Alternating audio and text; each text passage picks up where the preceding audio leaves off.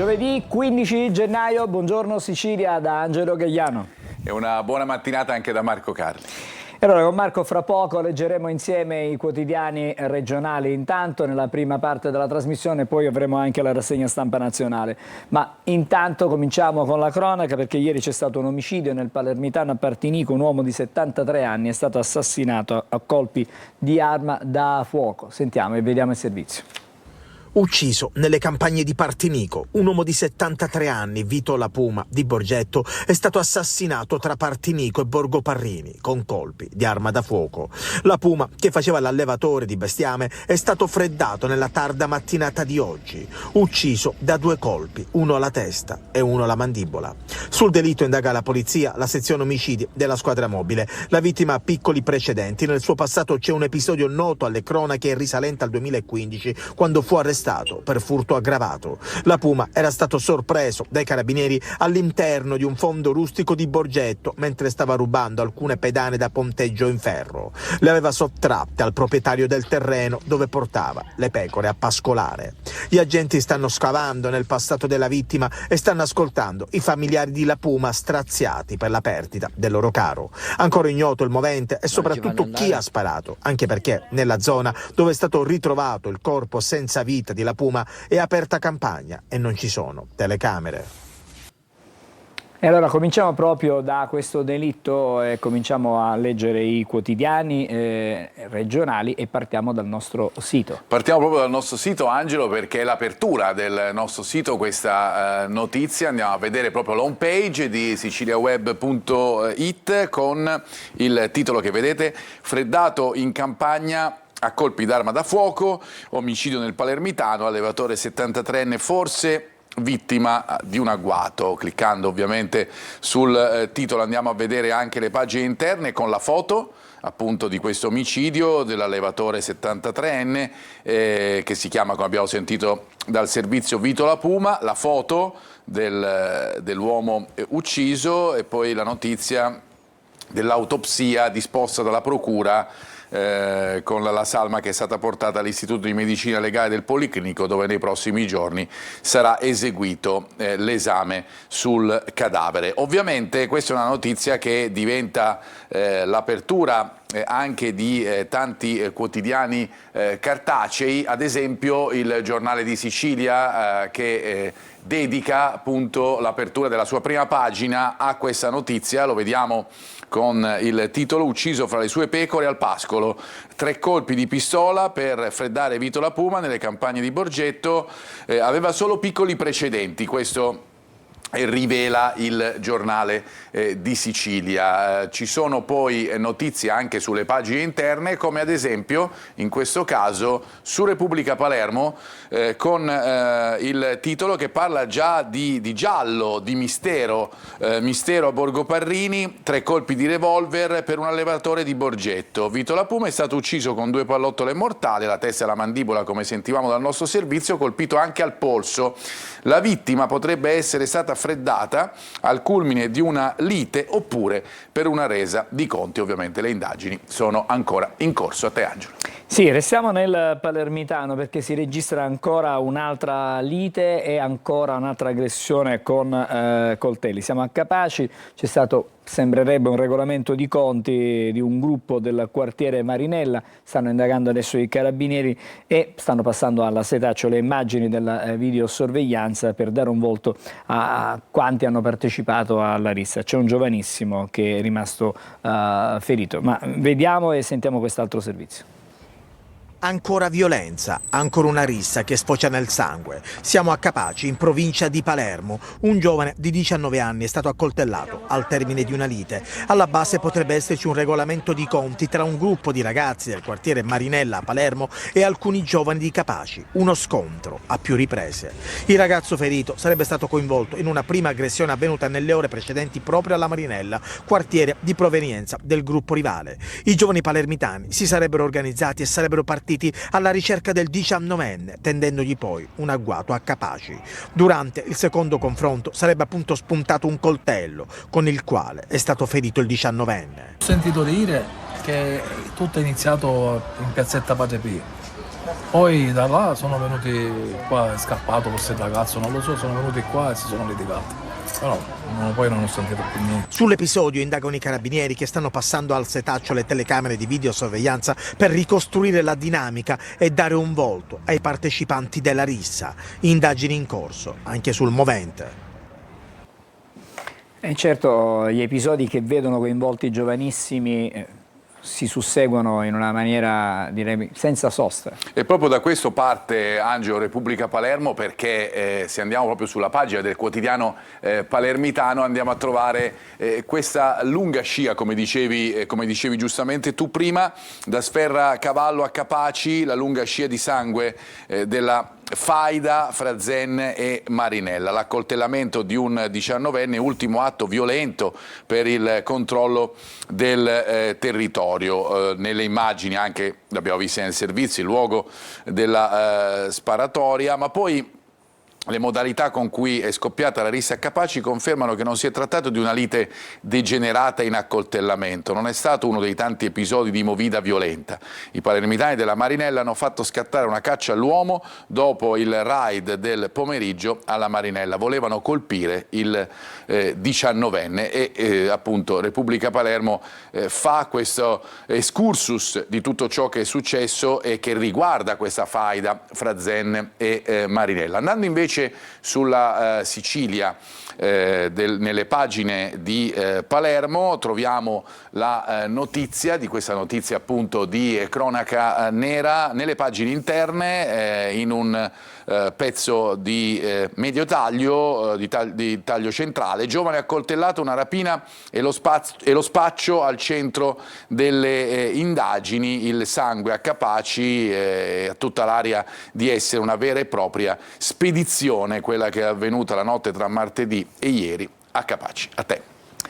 Adesso siamo nel Catanese, una donna è stata trovata a terra ad Aci Platani in casa. Si potrebbe trattare forse di un malore, questo lo dicono fonti investigativi, do alcuni riscontri che sono stati effettuati nell'appartamento. Il fatto che aveva creato scalpore nella cittadina e ha innescato anche tanta paura, perché si è pensato che si potesse trattare di una rapina violenta, ma vediamo il servizio e poi andremo a vedere come i giornali stamattina trattano questo tema.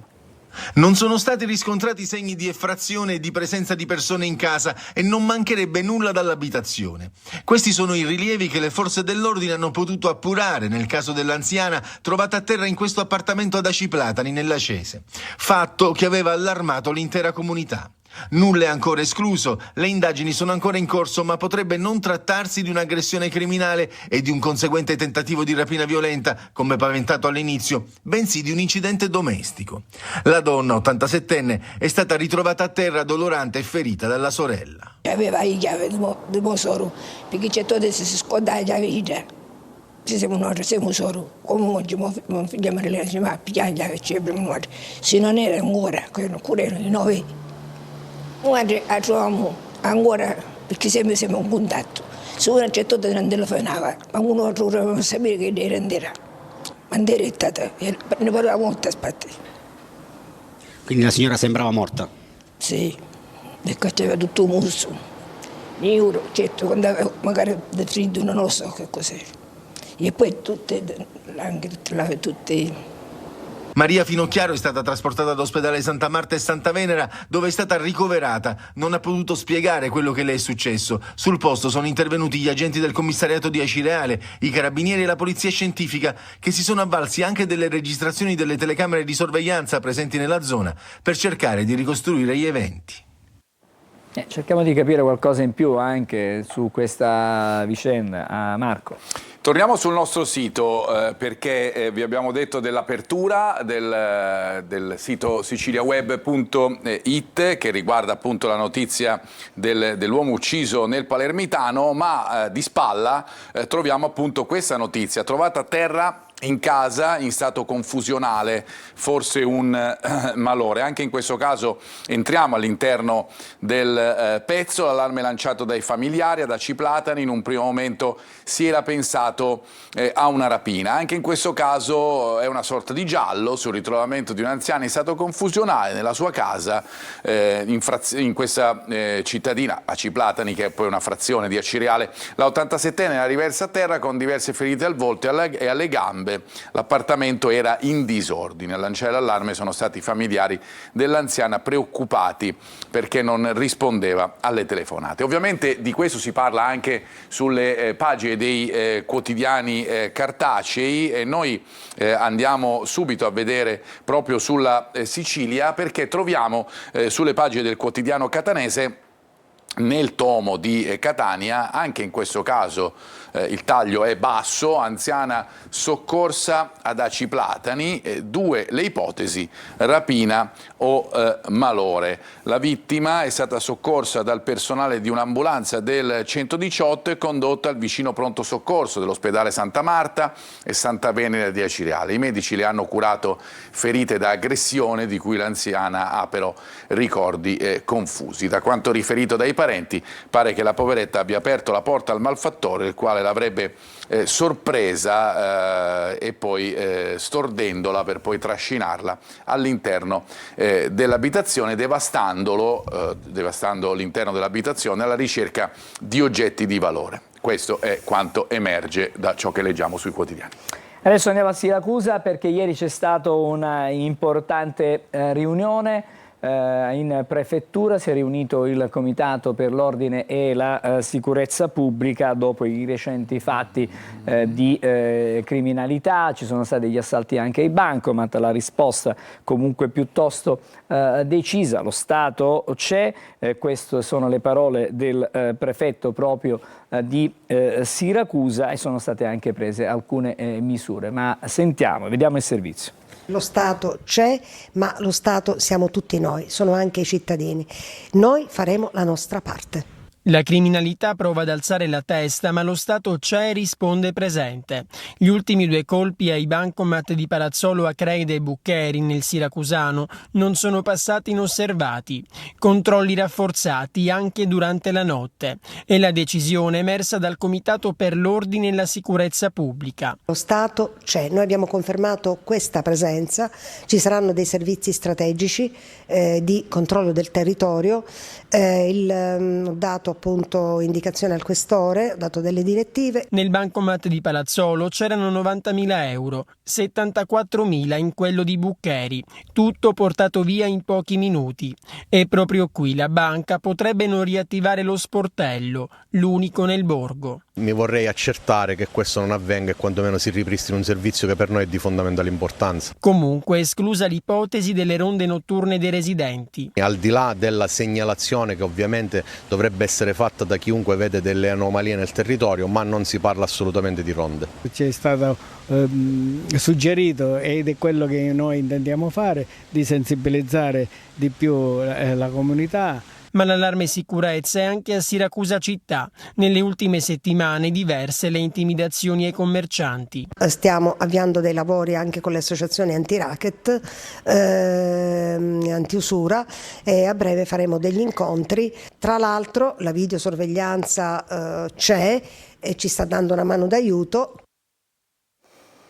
Marco, allora, i recenti fatti, ne abbiamo parlato domenica, soprattutto nei nostri telegiornali, insomma abbiamo raccontato anche di questi assalti che sono sempre più frequenti ai bancomat, in maniera più diversa possibile anche, però è un grave danno per le comunità, perché se addirittura un istituto di credito decide di chiudere uno sportello, l'intera comunità ne risente tanto. Ne risente sotto l'aspetto ovviamente dell'organizzazione della vita di tutti i giorni, e ne risente soprattutto nella percezione di quella che è la sicurezza nei luoghi dove non dovrebbe mancare. E allora andiamo sulla pagina di Siracusa della Sicilia, perché il titolo è questo: 1000 occhi sulla città, e questa appunto l'idea che si vuole dare in questo momento in cui veramente i cittadini chiedono la sicurezza in tutto e per tutto. Ne abbiamo parlato tanto, soprattutto per le grandi città siciliane, da Palermo a Catania. In questo caso andiamo su Siracusa. La prefettura, dopo gli assalti alle banche, scattano i controlli notturni del territorio. Vi leggiamo anche alcuni stralci di questo articolo perché sono interessanti. Nel corso dell'incontro i rappresentanti delle due amministrazioni pubbliche sono stati sollecitati ad invitare i cittadini a segnalare eventuali movimenti sospetti, auto e persone estranee al territorio, in modo da prevenire attività proditorie come la serie di furti di automobili la scorsa estate e raid banditeschi sul genere di quanto accaduto 4 giorni addietro con 2 comandi in azione per appunto depredare i bancomat. In tale ottica dovrebbe essere attivato il protocollo, ecco perché il titolo "Mille occhi sulla città", l'iniziativa del Ministero dell'Interno per migliorare la sicurezza pubblica e urbana. Adesso siamo a Catania perché il nuovo anno ha portato con sé dei rincari, riguardano diciamo, la tassa sul suolo pubblico, scattati il 1° gennaio, una tegola soprattutto per commercianti, ristoratori ed operatori dei mercati. C'è anche l'opposizione che in qualche modo si fa sentire, ma vediamo il servizio. Nuovo anno, nuovi rincari e a Catania arriva anche l'aumento della tassa sul suolo pubblico che di certo non fa fare salti di gioia a commercianti, ristoratori ed operatori dei mercati rionali. Dal 1° gennaio variazione percentuale del 15,8%, ovviamente a rialzo, e prime reazioni al mercato di Picanello dove l'umore non è dei migliori. I servizi sono sempre peggiori, aumentano le cose ma servizi non ne abbiamo assolutamente. Ha portato un aumento che apparentemente è di 33 euro, ma in realtà nel mio caso va moltiplicato per 4 posteggi settimanali. E ho 2 posti, perciò significa che aumentando 2 posti significa che è il doppio ancora. Questo aumento del suolo pubblico comporterà un aumento anche dei vostri prodotti? Sì, comporterà sì, però secondo me se alziamo i prezzi la gente non scende più. Insorge l'opposizione consiliare. E qui c'è da capire se questo adeguamento è regolare oppure no, perché al di là del fatto che io amministrazione mi sento obbligata, quando la legge dice che l'adeguamento è possibile, non obbligatorio, e qui c'è anche un altro errore in questa delibera, mi piacerebbe capire se l'amministrazione ha verificato ciò che dice la legge oppure ha sfruttato l'occasione per mettere un carico in più ai commercianti catanesi. Ogni modifica statutaria o di un eventuale importo deve passare dal Consiglio Comunale, non lo dico io, lo dice il TUEL, l'articolo 42, mi pare la lettera F, quindi l'amministrazione dovrà spiegarci perché ha fatto questa delibera di giunta senza proporlo prima nelle commissioni e poi votandolo e ratificandolo in Consiglio. Le nuove tariffe sono in vigore dal 1° gennaio 2026. Ripartiamo proprio da qui adesso, Marco? Ripartiamo dalle prime pagine, andiamo a dare uno sguardo un po' più da vicino, Angelo, alle prime pagine dei quotidiani locali, partendo dalla Sicilia, perché vi faccio vedere il titolo principale che è legato, ne parleremo tantissimo nella nostra rassegna stampa nazionale e internazionale. Iran contro la rovescia per gli Stati Uniti, pronta l'azione contro gli ayatollah. Altra notizia internazionale è quella sulla Groenlandia. Trump non cede sulla Groenlandia e mezza Europa muove gli eserciti. E poi c'è invece la foto che campeggia su tanti quotidiani di Chiara Ferragni perché si sgonfia il Pandoro Gate, l'imprenditrice influencer prosciolta, non fu truffa. Ci sono poi ovviamente anche le notizie legate alla nostra regione, come a Palermo il freddo nelle scuole, una bambina che accusa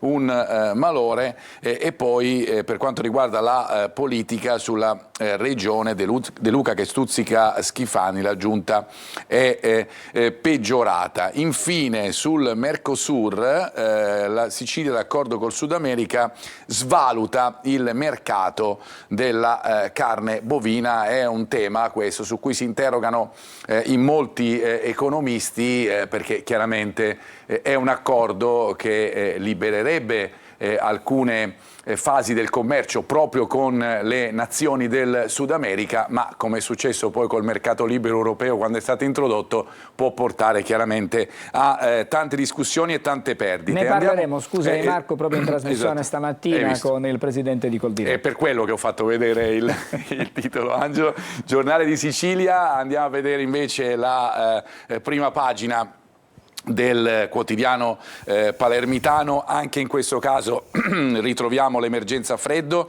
nelle scuole, la bimba di 4 anni si sente male, allarme nel plesso Turrisi, il preside senza riscaldamenti da 10 anni, pensate, questa è l'accusa del preside. E poi anche in questo caso le foto di Chiara Ferragni, prosciolta, si chiude il Pandoro Gate, l'accordo risarcitorio fa cadere le aggravanti e lei parla di incubo finito. Andiamo invece su un'altra prima pagina, quella della Gazzetta del Sud. In questo caso si apre con la politica, il diktat di De Luca. Abbiamo visto anche sulla Sicilia le punture, se così possiamo dirle, a Schifani, dimissioni e voto anticipato. Basile si adegua alla decisione presa dal suo leader Massimo, qui stiamo parlando ovviamente della città di Messina, e dovrebbe lasciare l'incarico entro gennaio. In ogni caso la città andrà incontro al suo ennesimo commissariamento. Anche in questo caso, ma di spalla,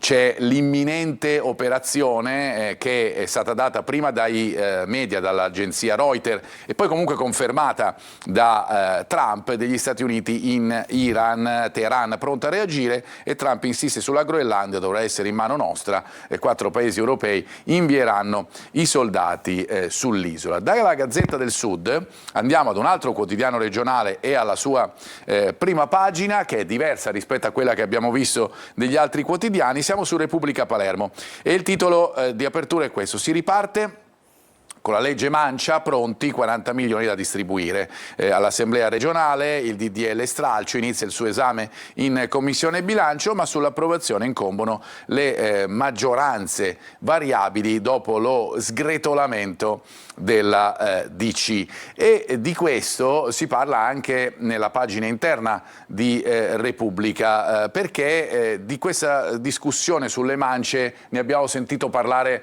parecchio, soprattutto negli ultimi mesi, e abbiamo visto tanti titoli nelle nostre rassegne stampa legati proprio a questa notizia, che ritorna puntualmente e che viene approfondita all'interno di questa pagina. L'Ars riparte con le mance, 40 milioni di euro per accontentare i deputati. Il cosiddetto DDL stralcio inizia il suo esame in Commissione Bilancio al Parlamento regionale tra norme ripescate e nuove modifiche, con questa appunto possibilità di queste mance di cui tanto si discute e che tanto fanno discutere. Vi porto adesso invece sulla prima pagina del Tomo di Catania della Sicilia, perché anche di questo ne abbiamo parlato tanto nei nostri telegiornali, gli infortuni sul lavoro, e sembra che Catania come provincia abbia un primato triste in tal senso. Andiamo proprio sulla pagina, la prima pagina del Tomo di Catania della Sicilia.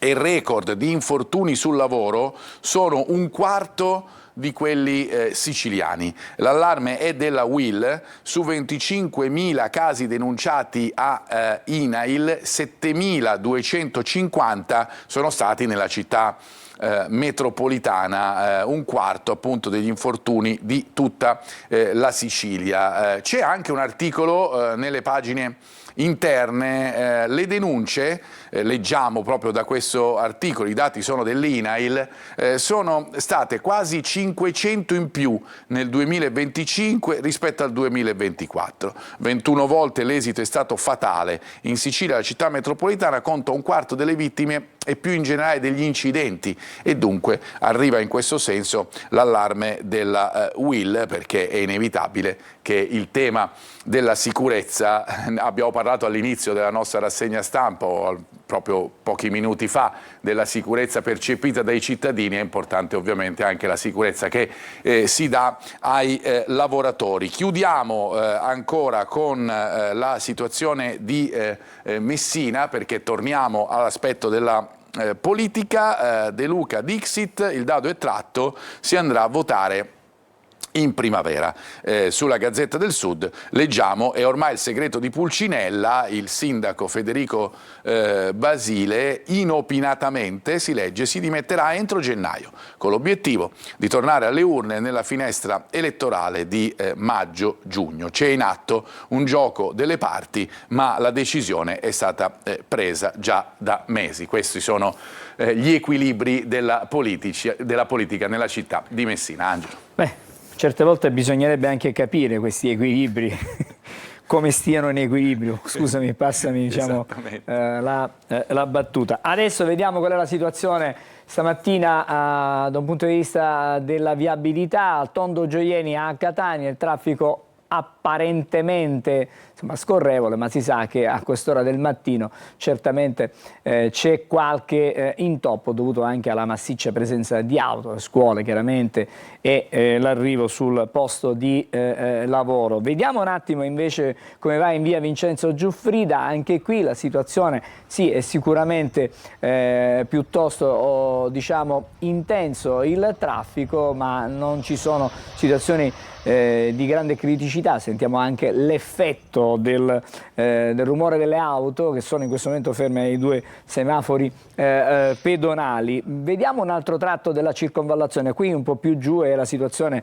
direi decisamente più complicata. Siamo all'innesto tra Viale Odorico da Pordenone con Viale Mediterraneo, vedete le auto proprio a sinistra che si mettono su Viale Odorico da Pordenone in direzione Policlinico, mentre invece in direzione Ognina sono le auto a destra nel teleschermo, vanno piuttosto a rilento. Lasciamo il traffico e adesso vediamo se possiamo osservare, sì, la vediamo l'Etna questa mattina, non ci sono nuvole che ci impediscono di vedere la parte sommitale del vulcano. Una splendida immagine, questa è una bella cartolina innevata l'Etna, ma è un po' scemato, insomma l'effetto neve dei giorni scorsi, il freddo negli ultimi giorni è diminuito, le precipitazioni anche. Adesso vediamo come da Taormina osservano il vulcano, siamo per l'appunto sul golfo di Taormina e vediamo l'Etna lì sullo sfondo che con tutta la sua maestosità domina il paesaggio. Adesso ci fermiamo, c'è una breve sosta per noi, riprenderemo e torneremo in studio con la rassegna stampa nazionale. Ci saranno i fatti chiaramente italiani, ma soprattutto, come già anticipato Marco, ci sarà tanto da leggere a proposito di una possibile nuova crisi intensa tra gli Stati Uniti e l'Iran, ma non solo quello. Fra pochissimo a Buongiorno Sicilia.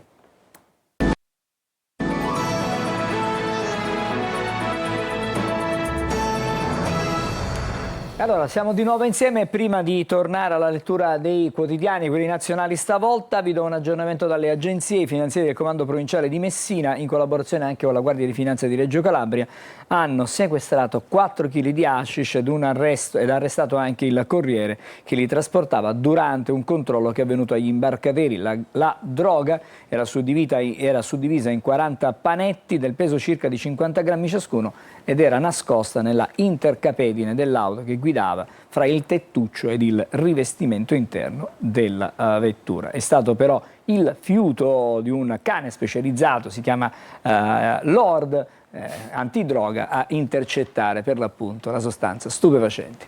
Marco. Bravo Lord, diciamo. In questo caso noi andiamo a parlare di altre notizie invece internazionali, perché i fronti sono due in questo momento fondamentalmente. Ci eravamo abituati un po' per tanto tempo a parlare di striscia di Gaza e Ucraina. In questo momento i fronti aperti sono quello fra Stati Uniti e Iran, ci sono sempre gli Stati Uniti di mezzo, quello è certo, e poi l'altro fronte invece è quello della Groenlandia, che viene richiesta dagli Stati Uniti, l'isola nel nord del mondo che è così importante per tanti motivi, anche a livello commerciale ovviamente. Allora andiamo sul Corriere della Sera, perché questi sono i titoli che troviamo. Innanzitutto riassunto di quello che è il tema Groenlandia. USA e Unione Europea contesa sulla Groenlandia. Il tycoon che dice: l'isola ci serve.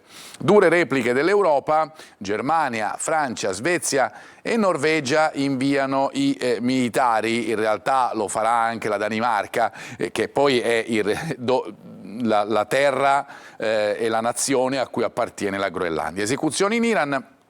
Invece l'altro tema che vi dicevo, voci di un raid americano, poi Trump sembra frenare, Teheran parla di una reazione imminente dopo tutto quello che è successo, lo ricordiamo, negli ultimi giorni. Anche in questo caso campeggia, come abbiamo visto nei quotidiani regionali, la foto di Chiara Ferragni, il caso Pandoro, per Ferragni cade l'accusa, l'imprenditrice prosciolta dall'ipotesi di truffa. Dello stesso tenore, pressappoco, è il titolo di Repubblica, le truppe dell'Unione Europea in Groenlandia. In questo caso si apre proprio con questa notizia che non sempre l'apertura dei quotidiani, che come vedremo poi dopo si concentrano soprattutto su ciò che sta succedendo in Iran. Al vertice di Washington è scontro con la Danimarca, gli Stati Uniti vogliono conquistarla,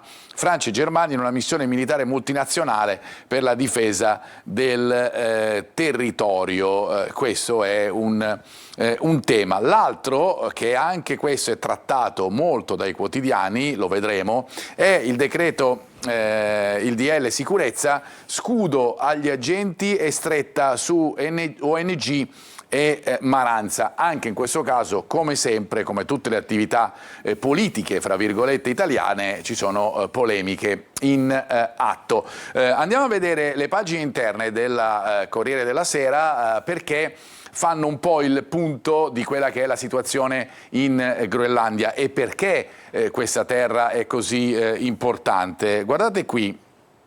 Questa è una mappa, anche per farvi capire dove si trova. Il punto di vista è dalla parte alta del nostro globo, del mondo, cioè dal Polo Nord, e guardate come in questa visione siano vicine la Russia a destra e l'Occidente, Canada e Stati Uniti, a sinistra. Ecco perché la Groenlandia è così importante anche sotto l'aspetto commerciale. Ci sono le varie rotte a est e a ovest, chiaramente, e poi sappiamo dell'importanza dei materiali che ci sono all'interno della Groenlandia. Comunque, isole e rotte, sfida polare, questo è il titolo. L'attivismo russo, sostenuto dalla Cina, è stato a lungo bilanciato dagli altri paesi dell'Artico, ma Washington ora vuole muoversi da sola e sale la tensione sulle norvegesi Svalbard. Vi faccio vedere dove sono, eccole qua,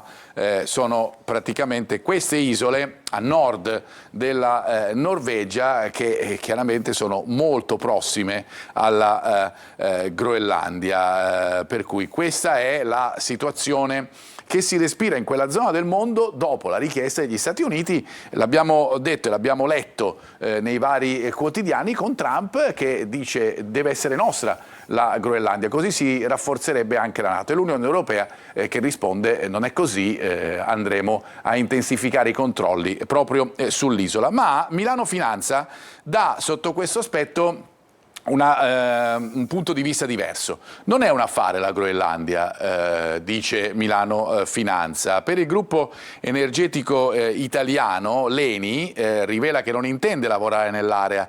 I costi per l'oil and gas non sono sostenibili. Trump, che segue altre logiche, insiste sull'isola danese, nel mirino palladio, platino e terre rare, vi dicevo, i materiali appunto che si trovano all'interno della Groenlandia. Andiamo poi a leggere di altro, perché vi dicevo, i quotidiani non aprono tutti con la questione Groenlandia, ma soprattutto con la questione Iran, come ad esempio il Messaggero, perché c'è anche tanta paura per gli italiani che vivono in Iran. Paura per 600 italiani, voci di attacco americano imminente, la Farnesina, chi può lasci il paese. È la richiesta appunto del Ministero degli Esteri, Stati Uniti e Gran Bretagna via dalle basi nell'area, poi l'annuncio di Trump, il regime frena sulle condanne a morte dei manifestanti. Dunque sembrerebbe al momento che un intervento ci potrebbe essere, ma un intervento magari di altra natura, informatico, cyber, se così possiamo dire, ma ovviamente staremo a vedere che cosa succederà nelle prossime ore. Questo è il tema che troviamo pressappoco su tanti quotidiani, anche appunto legato alla sicurezza degli italiani in Iran.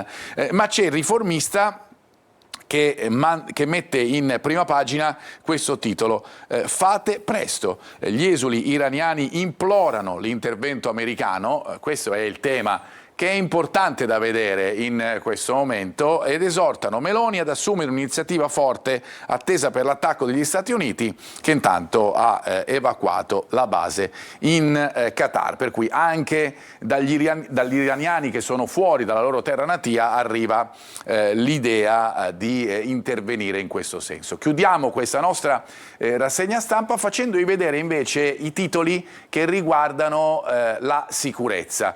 Ne abbiamo parlato per quanto riguarda le questioni siciliane, per cui quello che è successo ad esempio ieri a Siracusa, ma ovviamente se ne parla tanto anche a livello nazionale e con varie interpretazioni, come sempre avviene. Ad esempio sulla Verità, guardate il titolo, è questo: arriva la legge salvagenti, tutela processuale per le forze di polizia con estensione della legittima difesa per evitare l'iscrizione automatica nel registro degli indagati, zone rosse permanenti, stretta sui ricongiungimenti, espulsioni più veloci, limitando la discrezionalità dei magistrati. Questo è un tema che ritorna chiaramente anche in vista dell'eventuale referendum, ovviamente su quella che è la divisione delle carriere per quanto riguarda la magistratura. Il testo del nuovo decreto sicurezza, questo sulla Verità.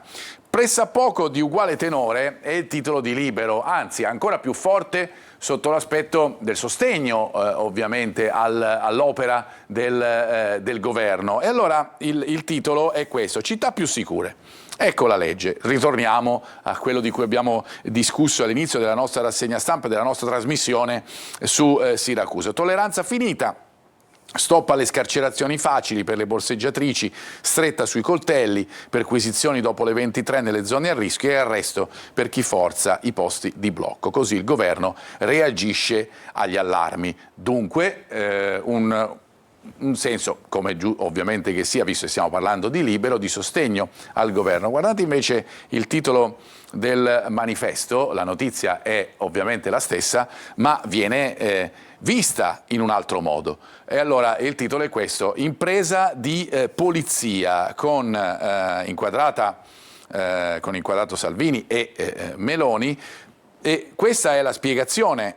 Pronto un altro pacchetto sicurezza del governo, stretta definitiva contro il dissenso. Ecco, questo è il tema che viene letto dal manifesto. Perquisizioni e fermi a chi manifesta, zone rosse senza limiti nelle città, norme crudeli contro migranti e ONG, infiltrati nelle carceri, premi agli agenti. Un paese da incubo. Ecco come appunto l'Italia, come sempre avviene, si divide quando si parla di notizie che arrivano appunto dal mondo della politica. Per qualcuno è un giusto deterrente nei confronti della violenza, per altri invece è quasi un insulto alla libertà personale. Questo è come viene vista la situazione in Italia da destra a sinistra.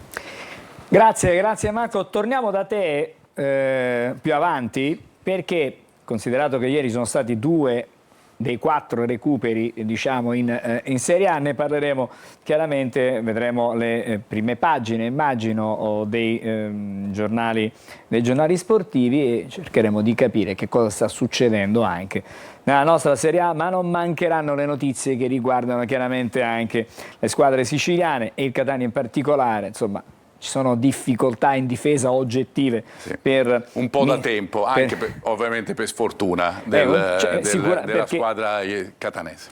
Diciamo che gli infortuni non mancano e con una certa frequenza, e anche infortuni importanti che determinano poi lunghissimi periodi, se non la fine proprio della stagione. Vabbè, Marco, ne parliamo più avanti.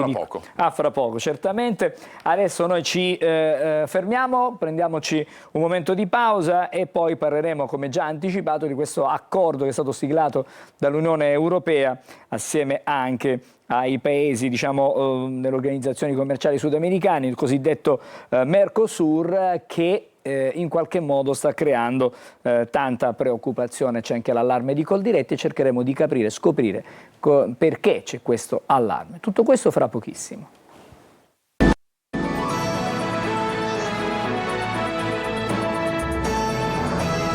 Allora, eccoci di nuovo insieme, abbiamo già annunciato l'argomento di questo blocco, di questo segmento di Buongiorno Sicilia, e lo approfondiamo adesso con il presidente regionale di Coldiretti. Do il buongiorno e il benvenuto a Francesco Ferreri. Buongiorno. Buongiorno a voi. Grazie, grazie. Allora, intanto ci spiega in parole molto semplici che cos'è questo accordo tra l'Unione Europea e, diciamo, i paesi sudamericani.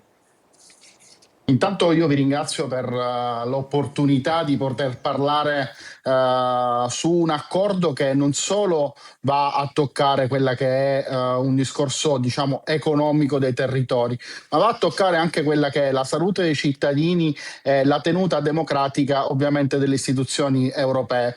Partiamo dal presupposto che noi non siamo assolutamente contrari ad accordi di libero scambio, purché essi si vadano a basare su quello che è un principio sacrosanto, che è quello della reciprocità. Noi purtroppo negli anni abbiamo ancora degli accordi, ricordo il CETA del 2016, ma ancora l'accordo fatto nel 2012 con i paesi del Mediterraneo per il libero scambio, che ovviamente non si basavano su questo principio, che ovviamente hanno creato grandi problemi. Stesso discorso ovviamente riguarda il Mercosur. È un accordo che a noi non sta bene perché non ha questa regola rispetto alla possibilità di importare prodotti che hanno regole uguali a quelle nostre, sia da un punto di vista salutistico, ma anche da un punto di vista ovviamente legato a sfruttamento del personale, a politiche green che noi sposiamo e abbiamo portato avanti, perché ovviamente crediamo fortemente in quello che è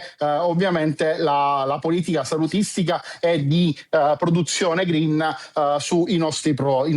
Presidente, la interrompo un attimo, quindi diciamo che questa firma, come lei ha sottolineato, è un accordo di libero scambio tra due mondi diversi in qualche modo. Stiamo parlando dell'Unione Europea e un gruppo di paesi del Sud America. Perché lei ha accennato, ha fatto già qualche accenno a cos'è che non va, cosa non funziona. Cerchiamo di andarci per gradi, perché lei prima ha parlato di un allarme che riguarda la salute delle persone.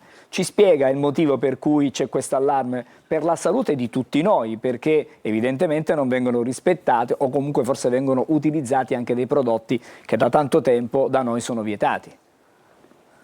Guardi, su questo abbiamo fatto varie battaglie anche per altri accordi, ricordo quello del CETA rispetto al grano, al glifosate, che abbiamo più volte denunciato. Stesso discorso ovviamente sull'importazione da paesi che hanno regole e politiche differenti rispetto alla nostra, per cui dei prodotti fatti in Sud America in questo caso utilizzano prodotti chimici, ormoni, o qualsiasi altra cosa che in Europa è bandita da quasi 20 anni o da quasi 30 anni. Ma guardi, il paradosso è un altro, che ci sono paesi europei che vendono prodotti chimici a questi paesi e poi dovremmo rimportarli all'interno dei nostri prodotti, mettendo in crisi ovviamente quella che è la salubrità dei prodotti stessi.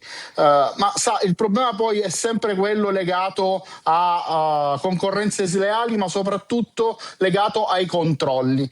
Io ho un dato che è veramente allucinante.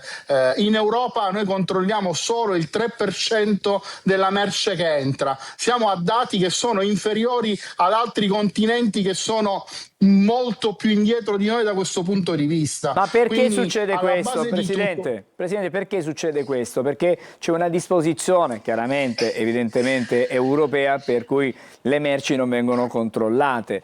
E perché l'Europa è così aperta nel ricevere, mentre invece quando i nostri prodotti vanno all'estero molto spesso vengono bloccati, vengono controllati? Che cosa succede? Guardi, il discorso è molto semplice, che molte volte mettiamo avanti quelle che sono politiche esclusivamente economiche a svantaggio di quelle che sono delle regole e soprattutto delle certezze che abbiamo acquisito in anni di cultura di produzione di cibo, anzi in millenni di cultura e di produzione di cibo. Motivo per cui noi chiediamo che ci sia un'autorità europea delle dogane e che venga istituita a Roma, in Italia, perché da questo punto di vista sicuramente per tutto quello che è l'agroalimentare l'Italia non è seconda a nessuno. Guardi, anche in Sicilia quello che ogni tanto non ci è difficile da spiegare, noi alla fine abbiamo 5 posti da dove entrano le merci, che sono i porti e che sono lo Stretto di Messina. Se noi avessimo dei controlli più accurati sul 100% del prodotto che entra dal punto di vista agroalimentare, ci mancherebbe altro, e riuscissimo a fare dei controlli accurati, oggi abbiamo anche delle tecnologie che ci permettono di farli velocemente e di farli molto precisi. Sicuramente avremo molto meno problemi da questo punto di vista e valorizzeremo molto di più quella che è la nostra agricoltura, anche perché, le dico, chi specula su questo, chi fa triangolazione di prodotti, alla fine fa male a se stesso, ma fa male a tutta l'economia agroalimentare e agricola, non solo della Sicilia, ma di tutta Italia, perché abbiamo un brand forte, abbiamo un prodotto di qualità che è distintivo e in questa maniera rischiamo di perderlo, soprattutto di perdere la fiducia di milioni di persone che nel mondo vedono nel cibo made in Italy,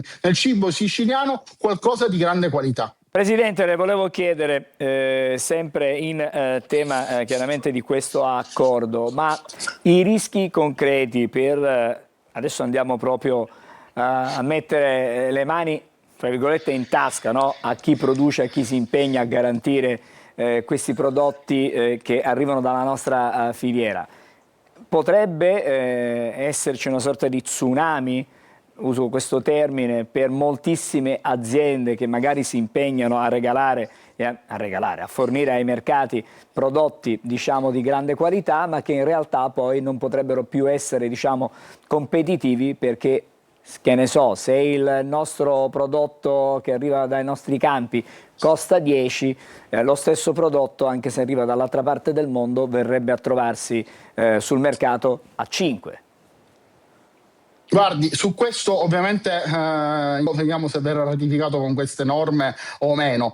Purtroppo abbiamo degli esempi, come dicevo, l'accordo sul CETA ha sicuramente creato non pochi problemi a tutto il comparto cerealicolo, ma le dico di più, se la Comunità Europea giustamente vuole fare accordi di libero scambio che sono sacrosanti per l'economia, perché le dico, tutti vogliamo esportare all'estero i nostri prodotti perché ci sono richiesti, facesse una legge rispetto alla reciprocità da applicare ai precedenti accordi, all'attuale accordo di cui stiamo parlando, e le dico, mi preoccupano di più gli accordi di cui si comincia a parlare rispetto ad altri paesi, e mi riferisco all'India o al Vietnam, ovviamente sarebbe un punto molto ma molto importante. Quindi, al di là di tutto, quello che chiediamo a voce veramente forte rispetto al Parlamento europeo è che si vada a fare una legge europea che garantisca la reciprocità soprattutto sui prodotti agroalimentari, che hanno come primo indirizzo quello di garantire la salubrità dei prodotti a tutta la popolazione europea.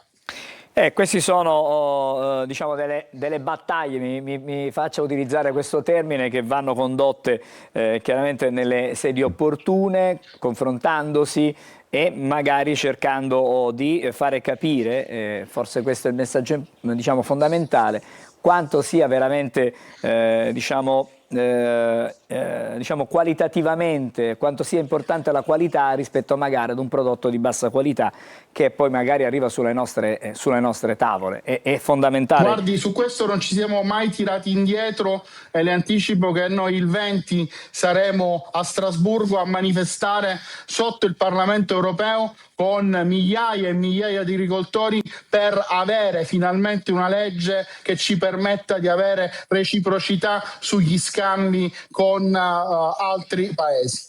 Quindi questo sicuramente è alla base e le manifestazioni ovviamente vanno fatte anche nelle sedi opportune, perché è una partita importante e soprattutto una partita strategica per tutto quello che abbiamo fatto in tanti anni producendo prodotti di grande qualità. Presidente, mi dice la politica regionale da questo punto di vista come e se vi sta sostenendo? Guardi, ieri abbiamo avuto un'audizione in terza commissione in assemblea regionale, abbiamo parlato appunto di questi punti e abbiamo ovviamente spiegato quali sono le preoccupazioni rispetto alla possibilità di introdurre un accordo di questo genere. Abbiamo portato ovviamente la necessità di aumentare i controlli, quindi dare più forza alle forze dell'ordine per effettuare più controlli, quindi potenziare ovviamente i controlli sulle nostre dogane, ma eventualmente anche cominciare a prevedere dei fondi nel caso in cui ci fossero degli squilibri dal punto di vista commerciale per compensare le nostre aziende. Non possiamo continuare a perdere aziende agricole per sistemi che non dipendono direttamente dagli agricoltori.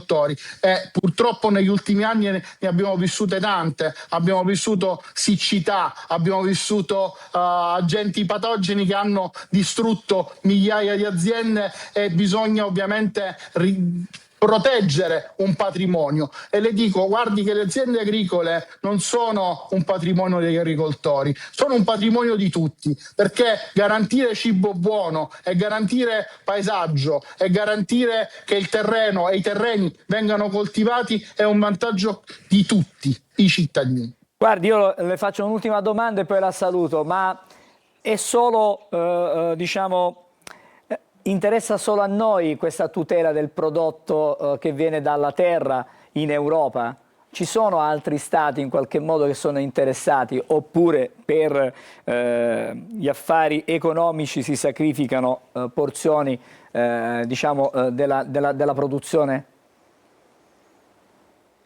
Guardi, come le dicevo, questa è una battaglia che mina ovviamente anche la tenuta democratica delle istituzioni europee. Perché ho fatto questo riferimento?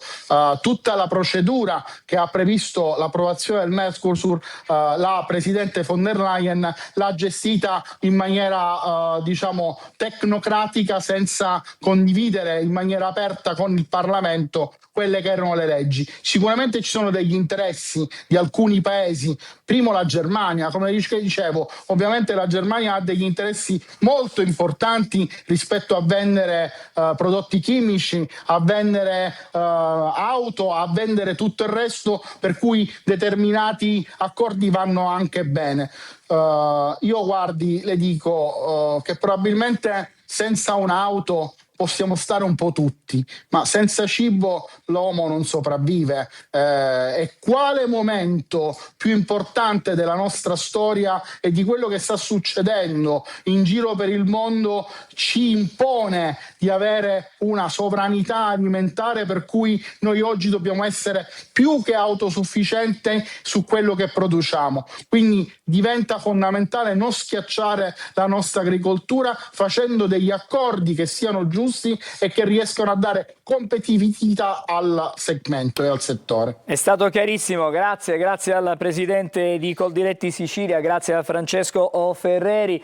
Ci occuperemo ancora di questo tema, è un tema molto importante in maniera quasi quotidiana negli ultimi giorni, lo seguiamo anche nei nostri telegiornali. Buon lavoro e in bocca al lupo per quello che state facendo e adesso noi ci fermiamo per andare a vedere le previsioni meteo per la giornata di oggi e anche per domani e poi saremo di nuovo insieme. Stavolta cambieremo argomento, parleremo di arte e lo scopriremo insieme. Tutto questo fra poco. Ben ritrovati da Nikos Chiodetto, un aggiornamento con le previsioni di Trevi Meteo, la tendenza per la giornata di giovedì quando venti ricchi di umidità tra Scirocco e Libeccio interesseranno il centro-nord Italia, spiccata variabilità e qui rischio anche per delle piogge. Il sud invece vivrà una fase relativamente stabile con più sole, anche sulla Sicilia della variabilità, specie sulla parte meridionale dell'isola, ma solo dovuta ai venti umidi di Scirocco, altrove più sole, in particolar modo sulla costa tirrenica. E tra l'altro le temperature miti, i valori termici del pomeriggio raggiungeranno diffusamente i 16-17 gradi lungo la costa. Venerdì inizialmente stabilità ma rapido peggioramento del tempo, entro la serata nuvole minacciose e arriverà qualche pioggia per l'arrivo di una zona di bassa pressione dalla Spagna. Per quanto riguarda le temperature sarà ancora una giornata con valori termici per lo Scirocco diffusamente sulle zone di mare fino a 16-17 gradi, ma ci saranno anche delle punte quasi di 20 gradi. Tutti i dettagli sulle vostre località di interesse scaricando l'app di Trevi Meteo, visitando il nostro sito web.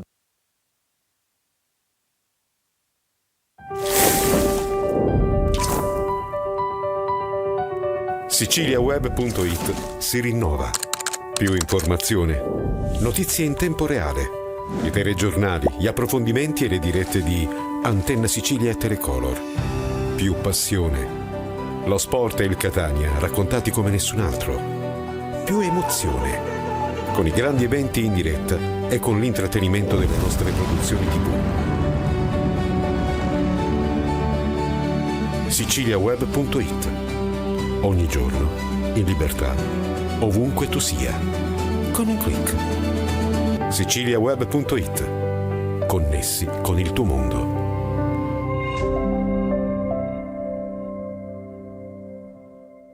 Allora, eccoci di nuovo in studio, abbiamo detto che avremmo cambiato assolutamente tema e argomento, parliamo di arte. Buongiorno, in studio con me c'è Nunzio Condorelli CAF, una buona giornata, presidente regionale di Sicilia Antica, e insieme a lui c'è Giuseppe Barba Giovanni, che è invece il responsabile dei giovani di Sicilia Antica. Buongiorno. Quindi con loro parleremo di una mostra particolare, una mostra che arriva anche a Catania, una mostra itinerante e una mostra dedicata a Paolo Orsi. Vogliamo dire intanto chi è Paolo Orsi, magari per chi ci ascolta da casa? Paolo Orsi è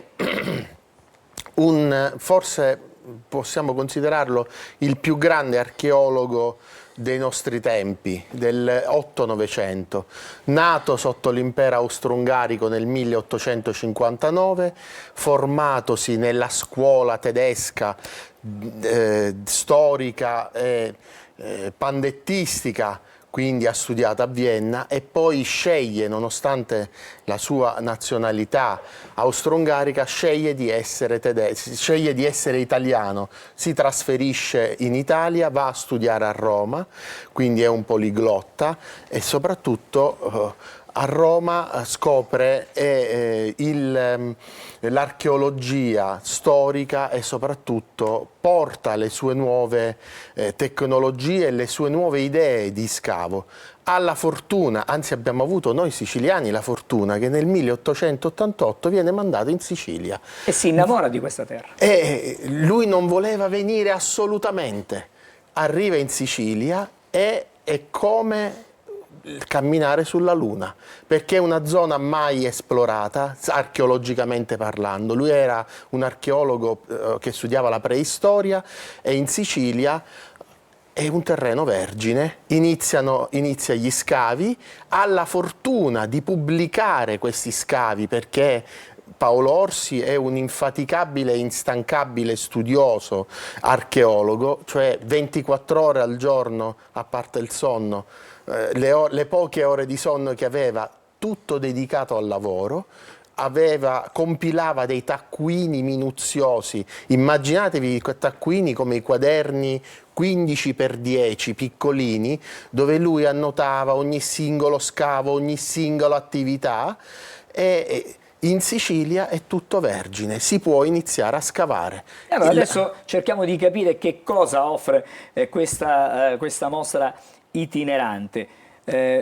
Do buongiorno anche e ribuongiorno a Giuseppe Barbagiovanni, che diciamo si occupa dei giovani di Sicilia antica. La domanda che le faccio è proprio il rapporto che hanno i giovani con l'arte e soprattutto con l'archeologia. Certo. È una cosa molto particolare a cui noi teniamo. Quest'anno festeggiamo i nostri 30 anni di Sicilia Antica e nel corso di questi 30 anni con i ragazzi abbiamo fatto tantissime attività. Una delle attività più importanti è nata a Paternò con quella di portare i ragazzi a fare uno scavo archeologico. Grazie alla soprintendenza di Catania e grazie ai funzionari e al soprintendente della soprintendenza di Catania, nel 2001 abbiamo portato 45 ragazzi a fare questo tipo di attività. Ed è un'attività che forma i ragazzi, e vedere oggi questi ragazzi a distanza di 25 anni fa veramente fa capire che lavoro abbiamo fatto. I ragazzi si avvicinano alla storia, all'archeologia solo se ovviamente motivati, quindi noi abbiamo pensato di metterli direttamente sul campo, anziché fargli vedere il reperto attraverso la vetrina, farglielo toccare, farglielo scavare, farglielo pulire, farglielo lavare, farglielo incollare, fotografare, documentare e poi pubblicare. Questa è stata la nostra grande esperienza, cosa che abbiamo ripetuto nel corso degli anni, e quest'anno andiamo fieri, festeggiamo i 25 anni di scavo con questi ragazzi e i 30 anni nostri di Sicilia Antica. Auguri davvero. Torniamo alla mostra, una mostra che si è aperta, è stata inaugurata e andrà avanti sino a domenica 18, sede di questa mostra, Palazzo della Cultura a Catania. Che cosa si potrà ammirare andando a visitare la mostra? La mostra è stata inaugurata con la relazione della dottoressa Monterosso, già in funzione presso il Museo Paolo Orsi di Siracusa, e con la dottoressa Magro, già funzionaria archeologa della Soprintendenza di Catania, che hanno parlato di questo grande archeologo che io considero un siciliano di adozione, perché ha vissuto più in Sicilia che nella sua terra natia, e soprattutto in questa mostra ciascuna sede di Sicilia Antica, grazie alla possibilità che abbiamo di avere 30 sedi sparse nella Sicilia con oltre 1000 soci, ci ha dato la possibilità di indagare in ogni territorio siciliano l'attività di scavo che faceva Paolo Orsi, e quindi sarà possibile riconoscersi in quello che scavava Paolo Orsi, vedere i vasi, i bronzi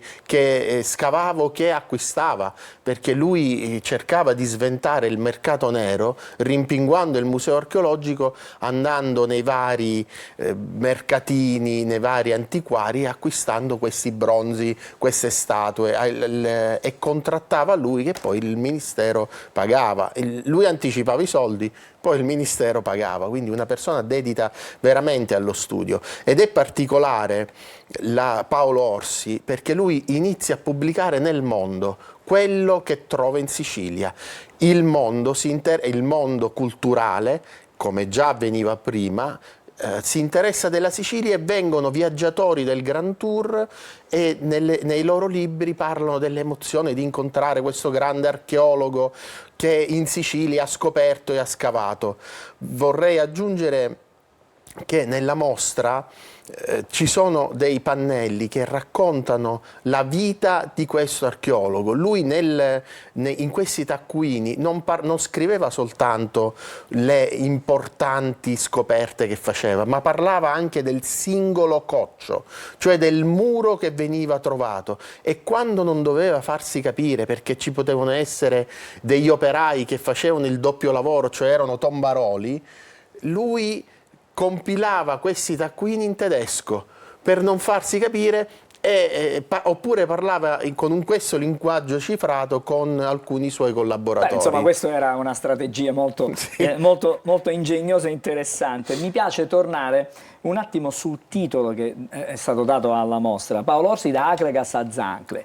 Sono dei termini antichi che ci riportano, diciamo, alle vecchie denominazioni che attraversano la Sicilia, ma una Sicilia che viene scoperta, una Sicilia che è da scoprire. La cosa più interessante è che Paolo Orsi da Akragas proprio a Zancle, quindi dalla Sicilia occidentale alla Sicilia orientale, si sposta a dorso di mulo, molte volte lo troviamo in fotografia proprio a dorso di mulo, oppure con i mezzi di locomozione dell'epoca, quindi mezzi che potevano essere le tradotte, il treno o macchine, o voglio dire, neanche a parlarne. Quindi andare a vedere e andare a leggere tutti quei taccuini, andare a scoprire tutti gli scavi che lui ha fatto nell'arco temporale, nell'arco di tempo che lui è stato in Sicilia, è veramente impressionante capire come questa persona passasse più tempo a viaggiare e a scavare che veramente a dormire, perché forse non dormiva mai. Lo sentivamo prima, 24 ore quasi al giorno. Per chiudere, la cosa che vorrei tornare sull'importanza delle scoperte archeologiche, ma soprattutto sulla tutela di questo patrimonio. Ha messo la parola proprio nella croce di Paolo Orsi. Paolo Orsi, i suoi diari sono pieni di questa sua sofferenza, di questo amore spregiudicato per il nostro territorio, per l'archeologia, per le scoperte, e questa sua sofferenza a non riuscire a vedere sempre valorizzato il patrimonio. Infatti molte volte lui parlava di noiosissime riunioni ministeriali, e penso sempre ai tempi moderni, e disegnava i profili di questi ministri sonnolenti o sottosegretari. Noi come Associazione Sicilia Antica nel 2020 abbiamo, in conseguenza di un convegno fatto alle Ciminiere a Catania, prodotto insieme alla professoressa Panvini una carta di Catania che si occupa proprio di valorizzare l'idea del nostro patrimonio. E questa carta è stata recepita dalle regioni con 2 decreti assessoriali che oggi sono attualmente vigenti e prevedono la possibilità di aprire i cosiddetti cavò delle segrete, dove ci sono questi oggetti archeologici, perché lo scopo non è soltanto trovarli, ma lo scopo è che la comunità li possa fruire, quindi vedere, valorizzare e soprattutto riconoscersi nella tutela del proprio territorio, perché ricordiamolo, con la cultura si mangia, e si mangia pure tanto, e la Sicilia, che è conservatrice di uno dei più grandi patrimoni storici dell'umanità, con il turismo una buona parte del nostro PIL, se così si può dire, o BES, utilizzando il benessere il benessere della società, diciamo ci campa, e quindi è un auspicio per il futuro. Allora, io grazie. volevo omaggiarvi di questa stampa che abbiamo fatto, numerata, che riguarda proprio Paolo Orsi e queste varie figure. Cerchiamo di farla vedere, vediamo su quale camera magari possiamo andare. Eccola qui, la possiamo vedere. È un po' complicato magari, eccola qui, adesso la facciamo vedere, questa è la stampa. Davvero... È una stampa su queste autoritratti che si faceva Paolo Orsi, perché oltre ad essere un attento archeologo e minuzioso era anche un non scarso disegnatore. Questa è stata rielaborata da noi come associazione. Grazie davvero, grazie per essere stati con noi questa mattina. Buongiorno Sicilia, Annunzio Condorelli CAF, che è il presidente regionale di Sicilia Antica. Grazie anche a Giuseppe Barbagiovanni, chiedo scusa, che è il responsabile del settore giovanile proprio di Sicilia Antica. Restate un attimo qui con me, perché adesso lanciamo la sigla, cambiamo assolutamente tema, ma Buongiorno Sicilia è caratterizzato proprio dal fatto che si passa da un tema all'altro, ma in qualche modo ha a che fare sempre con la nostra terra, con la nostra cultura, quello che ci regalano le stelle. Lo vediamo con il nostro, lo vedete già, Marco Amato. C'è la sigla, adesso facciamo vedere anche la sigla e dopo torniamo da Marco. Eccola qui.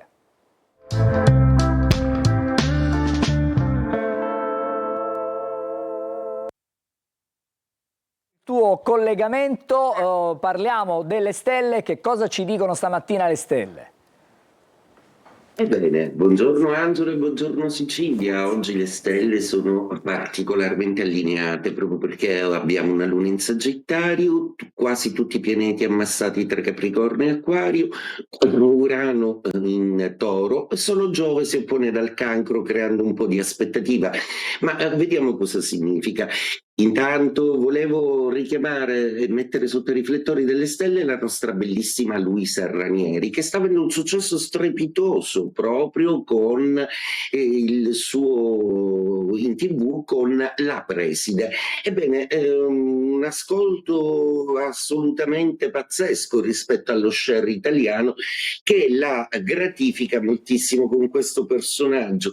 Luisa è del 16 dicembre, quindi è una bella Sagittario. È proprio il luogo in cui in questi giorni la Luna, generando una sensibilità, si le energie solari e le deflette, per cui le indirizza verso qualcosa di nuovo. La Luna presto si farà nuova, per cui una decisione centrata un po' per tutti i segni zodiacali. E vediamo che l'Ariete prende delle decisioni decisamente molto interessanti. È sempre l'ambito carrieristico quello in cui eccellete, però volete anche un po' d'amore. Questo ci penserà Venere dandovi un aiuto e sarà soprattutto il consiglio di un amico molto positivo. Toro, un Toro che si riprende notevolmente visto che la Luna ha finito la sua posizione, quindi emotivamente e anche psicofisicamente stanno meglio. Ora però dovete optare per qualcosa che abbia a che fare con un aiuto risolutivo, forse qualche cosa di cronico che volete finalmente debellare. Gemelli, per voi la Luna ha smesso di essere ostica, seppure rimanendo opposta vi fa pensare al rapporto con gli altri. Avete bisogno di un compagno e di un sostegno. I segni d'aria in genere, che sono molti, a volte hanno difficoltà la realtà, centratevi un po' di più. Cancro, regolato più che altro da Giove per adesso, che si oppone ai pianeti in Capricorno, Sole, Marte e Mercurio, per cui alza sempre più l'asticella delle aspettative, a volte diventando un po' urticante. Il trigono della Luna vi ha aiutato, ma da oggi dovete essere un pochino più concreti e ponderati. Leone, tutto in salita per voi, nel senso positivo, tutto in ascesa, che crescono le aspettative, ma anche la vostra efficienza, il vostro sapere brillare. In amore ci sono delle evoluzioni importantissime, progetti con il partner che vanno avanti. Vergine, ottima giornata oggi, proprio perché prenderete qualche soddisfazione, avrete l'aiuto di un amico e soprattutto penserete a come gestire al meglio delle risorse economiche per il futuro. In amore è uno splendido periodo. Bilancia, Venere finalmente è tornata amica, quindi anche per la Bilancia ritorno a un momento molto più sereno, molto più prodigo e soprattutto soluzioni che hanno a che fare con degli accordi. Bilancia è risalita. Scorpione, Luna oggi molto oggettiva, una Luna molto concreta che vi chiede di essere un po' più morbidi e meno spigolosi. Sagittario, protagonisti un po' di questo zodiaco, perché la Luna oggi impazza nei vostri gradi zodiacali e vi lascia lo spazio per prendere e centellinare nel tempo tutte le cose belle che per ora vi stanno accadendo, amore compreso. Capricorno, anche voi molto forti nello zodiaco per adesso con Sole, Marte e Mercurio nei vostri gradi, quindi lucidi obiettivi del tutto quello a cui punterete riuscirà in una maniera assolutamente veloce e semplice. Mercurio tra l'altro vi fa di parola carismatica per adesso. Acquario, Venere è entrata nei vostri gradi, già comincia a stupire un po' tutti, quindi un amore più fantasioso, libero, diretto e soprattutto la sorpresa per chi vi conosce nel vedervi mutare ancora una volta. Un amore e una passione arrivano a essere fondamentali per voi. Pesci, la vostra zona è un po' di fretta, proprio perché Mercurio, Marte e Sole accelerano di molto la vostra velocità, ma riuscirete a fare quadrare tutto, anche i buoni rapporti, le nuove relazioni pubbliche che gestirete con sapienza e anche nei sentimenti. E detto questo, auguro a tutti una splendida giornata. Buongiorno Angelo e buongiorno Sicilia. Grazie Marco, l'appuntamento con te come sempre a domani, sarà il fine settimana, ci racconterai cosa ci attende dunque nel weekend, cosa prevedono le stelle per tutti noi. Ci fermiamo ma torniamo subito dopo per gli ultimi aggiornamenti dai quotidiani ma anche dalle agenzie.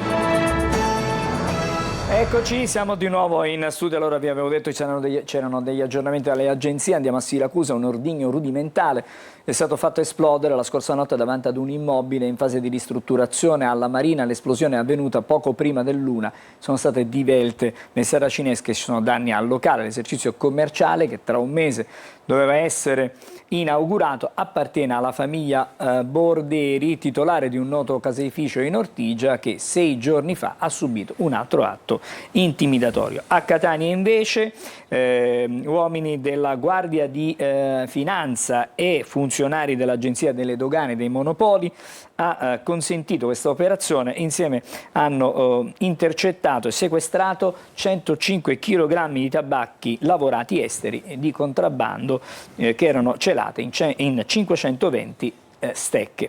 Adesso andiamo da Marco Carli, perché abbiamo promesso gli approfondimenti di carattere anche sportivo stamattina.